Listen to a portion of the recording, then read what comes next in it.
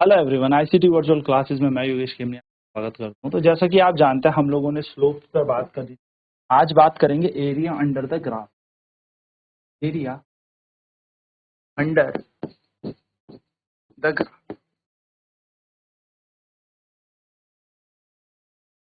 Area under the graph, इस पर हम चर्चा करते हैं कि एरिया क्या होता है ग्राफ के अंतर्गत। अब देखिए, हर एक क्षेत्रफल, हर एक ग्राफ का अलग अलग क्षेत्रफल हमें अलग अलग चीजें बताएगा। जैसे हमने यहाँ पर पढ़ा था, बात करें अगर हम यहाँ पर the area under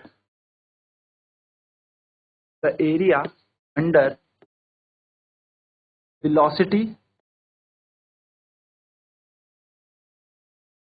time graph, the area under velocity time graph gives change in displacement,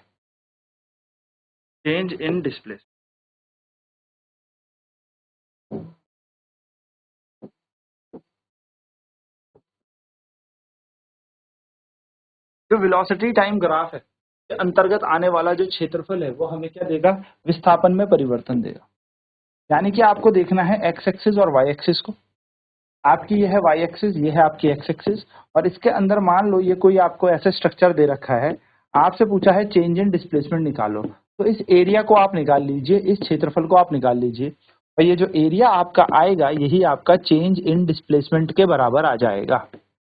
change in displacement के बराबर तो क्षेत्रफल आपका है, ये आपको बताएगा विस्थापन में परिवर्तन के बारे में। तो कभी आपसे पूछा जाए कि वीटी ग्राफ आपको दिया हुआ हो और आपसे बता दें, तो विस्थापन में परिवर्तन आपको यहां से मिल जाएगा।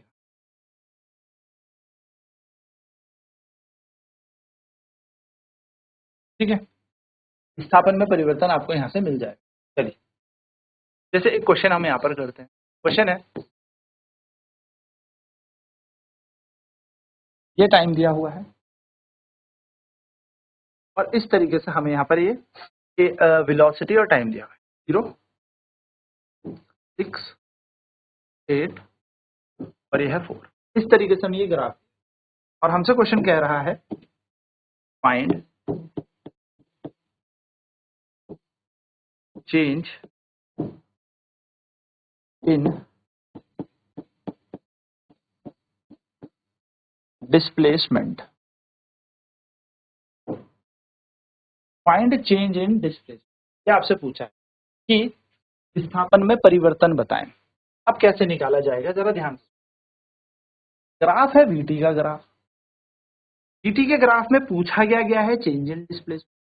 देखो, v जा रहा है और t जा रहा है, वेलोसिटी है, वेग है और समय है। हमसे पूछा है चेंज इन डिस्प्लेसमेंट, तो वेग और समय ग्राफ के अंतर्गत जो ये क्षेत्रफल आएगा, ये क्षेत्रफल हमें क्या देगा, ये डिस्प्लेसमेंट। यहाँ पर कैसे लिखेंगे इसका सोल्यूशन, हम लिखेंगे the given graph is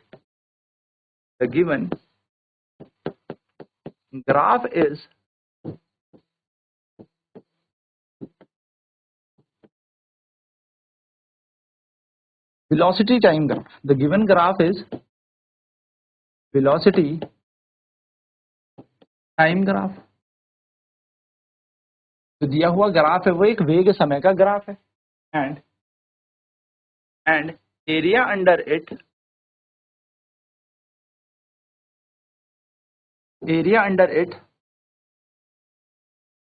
will give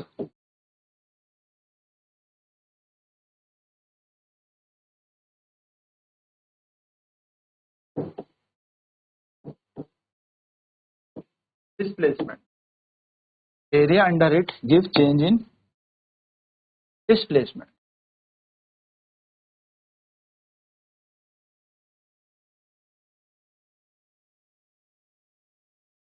तो जो ग्राफ दिया हुआ है वो वेग समय का ग्राफ है, और इसके अंतर्गत आने वाला क्षेत्रफल हमें चेंज इन डिस्प्लेसमेंट यानी कि विस्थापन में परिवर्तन देगा। जैसे यहां पर देखते हैं, काम करते हैं, एरिया निकालते हैं ना। एरिया कैसे निकाला जाएगा सर? देखो, इस रीजन का नाम हम यहाँ पर अगर देना चाहें तो इसको हम कह सकते हैं ए पॉइंट को बी मान लीजिए, तो सी मान लीजिए, इसको डी मान लीजिए। आप अगर यहाँ पर गौर से देखेंगे तो ए बी सी डी, यह ये रहा। ध्यान से देखिएगा, ए बी सी ई, यहाँ पर इस पार्ट का एरिया आप निकाल लो। Let us consider this is area A1, और आप यहाँ पर इस पार्ट का एरिया निकाल लो जिसका नाम हमने दिया है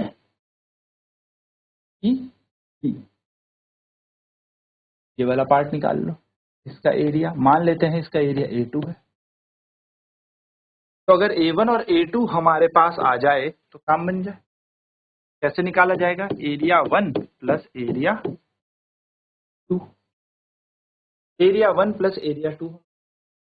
तो एरिया कैसे निकाला जाएगा? देखिए, एरिया निकालने के लिए हमें एरिया 1 लेना है, 1 एरिया। यहां से यहां तक की दूरी कितनी होगी? 0 से 6, और ये ऊंचाई अगर ये 4 है तो आगे खिसका दो तो ये भी 4 है, तो ये हो जाएगा 6 गुणा 4, बीच में प्लस का प्लस। फिर आएगा ट्राइंगल, यानी कि ये रेक्टेंगल का एरिया, इस रेक्टेंगल का एरिया प्लस इस ट्राइंगल का एरिया, इस रेक्टेंगल का एरिया प्लस इस त्रिभुज या ट्राइंगल का एरिया। ट्राइंगल का एरिया कितना हो जाएगा? यहां से यहां तक 2 है, हाइट तो इसकी 4 है। ट्राइंगल का एरिया होता है हाफ इंटू बेस, बेस है 2, इंटू हाइट, हाइट कितनी है? 4। तो 6 चकू 24, 2 से 2 कट जाएगा, प्लस का 4, और 24 और 4 हो जाएगा 28। 28 मीटर आपका चेंज इन डिस्प्लेसमेंट है। आप यूनिट लिख लीजिए या मीटर लिख लीजिए, वटएवर, ठीक है। Change in displacement, change in displacement आ जाएगा आपका 28 मीटर। तो 28 मीटर आपका चेंज आ गया। इस तरीके से आप इसको सॉल्व कर सकते। चलिए नोट कर लेंगे फटाफट से। चलिए अगला क्वेश्चन करते हैं। यह है वेलोसिटी, यह है टाइम।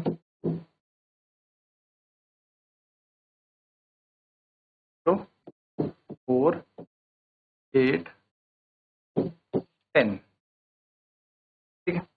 आपसे कहा है find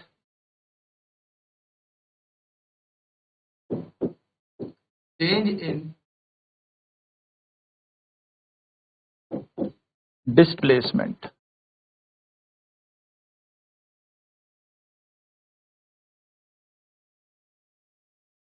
find change in displacement. तो ये जो गिवन ग्राफ आपको दिख रहा है, फिर से v और t का ग्राफ दिख रहा है, तो सॉल्यूशन करना बहुत ही आसान है। हम लिखेंगे द गिवन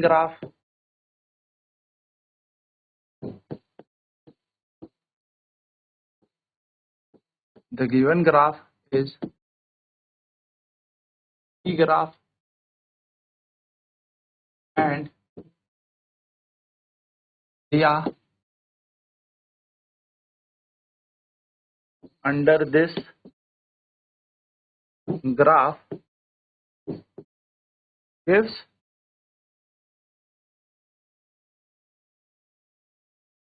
change in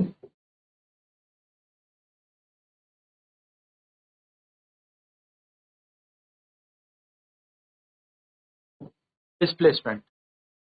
तो ग्राफ आपको दे रखा वीटी ग्राफ है, और इसके अंतर्गत आने वाला क्षेत्रफल आपको विस्थापन में परिवर्तन करना है। तो एरिया निकाल लेते हैं। तो एरिया ऑफ ट्राइंगल हम निकाल लेंगे। ट्राइंगल का एरिया कैसे निकाला जाता है? आप सभी जानते हैं, half to base to height, half base की जगह रख दीजिए बेस। बेस कितना है? 0 से लेके 8 तक। चाहो तो पूरा ट्राइंगल ले लो या आधे आधे टुकड़े में ले लो, बस सेम ही लगाना है तो पूरा ही ले लो। सीधा खींचेंगे तो 10 हो जाएगा, ठीक है। ये 10 है तो हाइट हो गई इसकी 10, 8 इंटू 10, उठाएंगे कैंसिल, एंड 4 10 जा 40। चेंज इन डिस्प्लेसमेंट कितना आ जाएगा? 40 यूनिट। हम लिखेंगे the change in displacement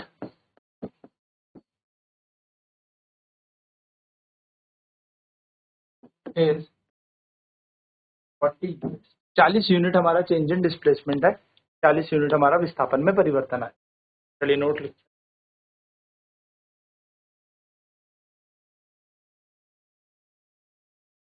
So the given graph is VT graph and area under this graph gives change in displacement. So area of triangle is equal to half into base into height. Half into base है 4 और height है 10, 4 से cut जाएगा 40 unit हमारा answer आ जाएगा, यानी कि 40 unit आ गया change in displacement. Now again another question is again a VT graph is given, the area like this is given right. तो है V, ये है T, just putting the point 0 4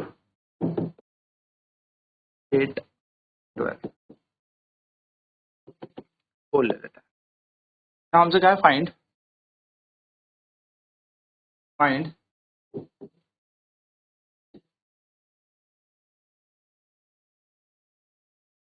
displacement, find change in displacement, यानी कि displacement का change हमें. तो हमें पता है the given graph is VT graph, the given graph is velocity time graph and area under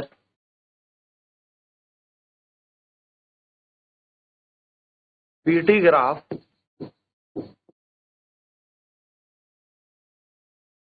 gives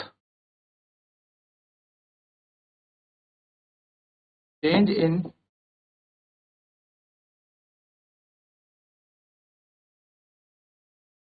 displacement. ठीक है, तो जो VT ग्राफ के अंतर्गत एरिया आता है, क्षेत्रफल आता है, वो चेंज इन डिस्प्लेसमेंट देता है. चलिए ठीक है, देखते हैं. तो हम बोलेंगे एरिया बराबर निकाल लेंगे चेंज इन डिस्प्लेसमेंट हो जाएगा. Area is equal to change in displacement. चलिए तो एरिया की बात करते हैं. तो ये एक एरिया ले लो, ये ले लो, let us consider this is area 1 और इसको मान लो इतने वाले को एरिया 2, ये ले लो एरिया 3. 3 एरिया बना लेते हैं. दिस इज अ ट्राइंगल, ये एक एरिया ट्राइंगल का है. ये एरिया आ जाएगा हमारे पास किसी एक स्क्वायर या रेक्टेंगल का. वो हम देख लेंगे स्क्वायर बन रहा है या रेक्टेंगल, और फिर से ट्राइंगल. वैसे तो स्क्वायर बन रहा है 4 और 4. तो एरिया कैसे निकाला जाएगा, तो ये निकाला जाएगा A1 प्लस A2 A3. हमारा चेंज इन डिस्प्लेसमेंट आ जाएगा, चेंज इन डिस्प्लेसमेंट हमारा आ जाएगा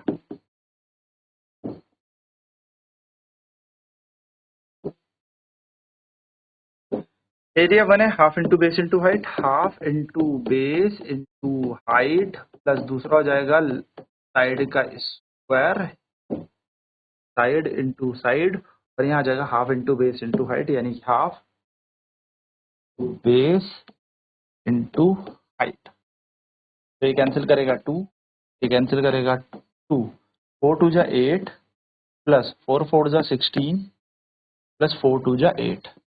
हमारा चेंज इन डिस्प्लेसमेंट क्या बन जाएगा, 8 और 8 16, 16 16 32, 32 मीटर्स हमारा बन गया. 32 यूनिट्स ले लीजिए, यूनिट 32 यूनिट्स क्या कह सकते हैं. तो चेंज इन डिस्प्लेसमेंट है वो कितना आ गया, तो चेंज इन डिस्प्लेसमेंट हमारा आ गया, चेंज इन डिस्प्लेसमेंट हमारा आ गया 32 यूनिट्स में. ठीक है, तो विस्थापन में परिवर्तन कितना आ गया, 32 यूनिट आ गया, 32 यूनिट. ठीक है, सिंपल सा तरीका है, कुछ नहीं करना. VT ग्राफ के अंदर का एरिया निकाल, चेंज इन डिस्प्लेसमेंट पूछ ले, VT ग्राफ के अंदर का एरिया निकाल. याद करो, चेंज इन डिस्प्लेसमेंट पूछ ले तो VT ग्राफ के अंतर्गत का एरिया निकाल लो, क्षेत्रफल निकाल लो. विस्थापन में परिवर्तन, VT ग्राफ का क्या निकाल लो, क्षेत्रफल निकाल लो. अंतर्गत आने वाला क्षेत्रफल VT ग्राफ का आपको क्या बता देगा, विस्थापन में परिवर्तन बता देगा, चेंज इन. चलिए फटाफट नोट करते हैं, आगे बढ़ते हैं.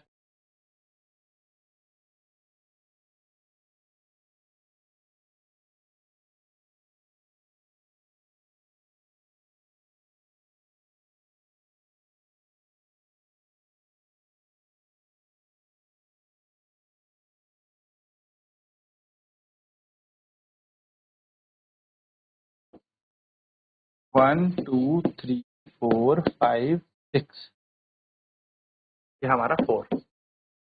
अभी यह डी फाइंड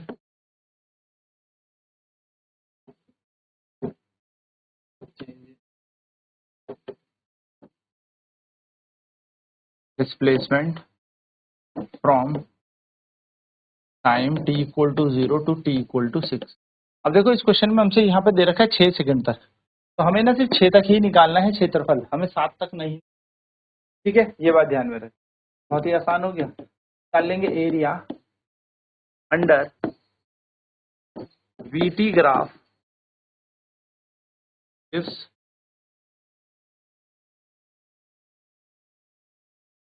change in displacement। ठीक है, area under VT graph gives change in displacement, तो हम लिख सकते हैं चेंज इन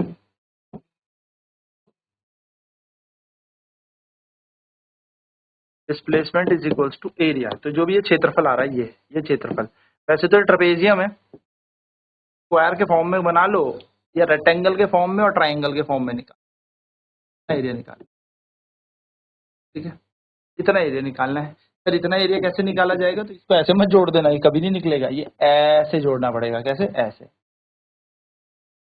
वाला आ गया ट्राइंगल, है ना, ये हमारा आ जाएगा ये वाला प्लस ये वाला, यानी कि A1, और ये हो जाएगा हमारा A2। ठीक है, तो लिख देते हैं इसमें एरिया A1 प्लस A2। तो एरिया A1 कैसे आने वाला है, तो एरिया A1 आने वाला है यहाँ से यहाँ तक कितना है 3, यहाँ से यहाँ कितना है 4, 3 गुणा 4, और A2 कैसे निकलने वाला है, A2 निकलने वाला है हाफ इंटू बेस इंटू 8, यानी कि यहाँ से यहाँ तक 3 और हाइट है 4, ये आधा half into base into height, यहाँ जगह 12 प्लस 6 यानी कि 18 यूनिट यहाँ पर बन जाएगा हमारा चेंज इन डिस्प्लेसमेंट। तो आपको क्या ध्यान में रखना, जब भी VT ग्राफ दिया हो और चेंज इन डिस्प्लेसमेंट पूछ ले, वेग समय का ग्राफ हो और विस्थापन में परिवर्तन पूछ ले, तो हमें निकालना है इसके अंतर्गत आने वाला क्षेत्रफल, यानी कि सिंपल से ये कॉन्सेप्ट है, छोटी सी बात आप ध्यान में रखें। आई होप आपको ये कॉन्सेप्ट क्लियर हो रहे होंगे। नेक्स्ट क्लास में बात करते हैं एक्सेलरेशन टाइम ग्राफ की, यानी कि त्वरण और समय ग्राफ की। आज की क्लास में इतना ही। ICT वर्चुअल क्लासेस में जुड़ने के लिए धन्यवाद। आपका दिन शुभ हो।